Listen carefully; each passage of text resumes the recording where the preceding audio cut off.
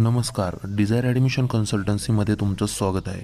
तर ह्या व्हिडिओमध्ये आपण जे महाराष्ट्रामधील BHMS असेल, जर आपलं ॲडमिशन झालं त्यानंतर गव्हर्मेंट कॉलेजेसची फीज, हॉस्टेल, मेस इत्यादी गोष्टींचा विचार करू. त्याचबरोबर प्रायव्हेट किंवा सेमी गव्हर्मेंट कॉलेजेस असतील, आपण त्यांचाही ह्या व्हिडिओमध्ये विचार करणार आहोत. तर महाराष्ट्रामध्ये फक्त एकच गव्हर्मेंट कॉलेज आहे आणि ते कॉलेज हे जळगावमध्ये स्थित आहे. त्याचसोबत बाकीचे सर्व महाराष्ट्रातील हे प्रायव्हेट कॉलेजेस असतात. म्हणजे ज्या प्रकारे गव्हर्मेंट कॉलेजेसची फी आहे ही साधारण एक 47,000 रुपये एवढी फी आपल्याला तिथे पे करायची आहे.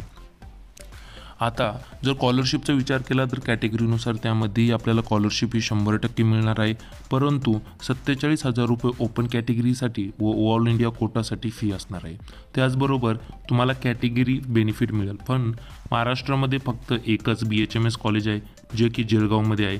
त्याच्या व्यतिरिक्त शासकीय कॉलेजमध्ये तुम्हाला हॉस्टेल मिळालं तर साधारण एक 4,000 रुपये फी तुम्हाला तिथालची पे करावी लागते. म्हणजे कोणत्याही गव्हर्मेंट BHMS कॉलेजेसमध्ये तुम्हाला हॉस्टेलची फी ही फक्त 4,000 रुपये. बाकीचा सर्व खर्च ही गव्हर्मेंट करते. फक्त हे गव्हर्मेंट कॉलेजेससाठीच ॲप्लाय असेल. प्रायव्हेट कॉलेजेसमध्ये तर तुम्हाला जास्तच फी द्यायची आहे. आता ह्या एका कॉलेजचा कट ऑफ हा साधारण जास्त जातो. याच्यावर आपण एक डिटेल व्हिडिओ बनवू. आता जर प्रायव्हेट किंवा सेमी गव्हर्मेंट कॉलेजेसचा विचार केला तर प्रायव्हेट BHMS कॉलेज तुम्हाला महाराष्ट्रामध्ये कुठेही भेटलं तर साधारण एक 60,000 ते 1,00,000ची मध्ये फी ही कॉलेज टू कॉलेज व्हॅरी करते. त्याचबरोबर याच्यामध्ये आपल्याला स्कॉलरशिप मिळते.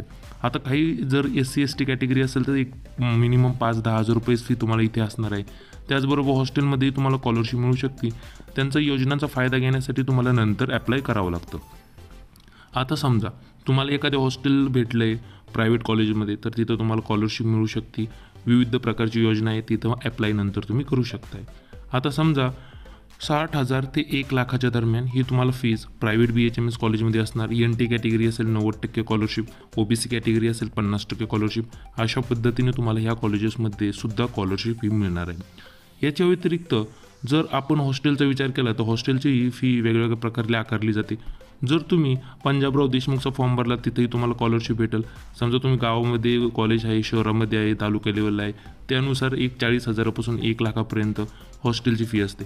आता एक सर्वात वाईट परिस्थिती म्हणजे काही कॉलेजेस काय करतात, हॉस्टेलची खूप फी ठेवतात आणि हॉस्टेल कंपल्सरी करतात. ती हॉस्टेल कंपल्सरी असल्यामुळे आपल्याला ती हॉस्टेलची फी पे करावंच लागते.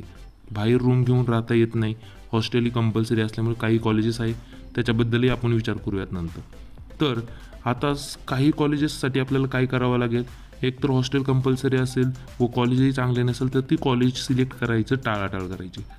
जर तुम्ही काउन्सिलिंग प्रॉपरली केली व एक top to top BHMS college ही तुम्हाला अलॉट होऊ शकतं किंवा तुम्हाला मिळू शकते.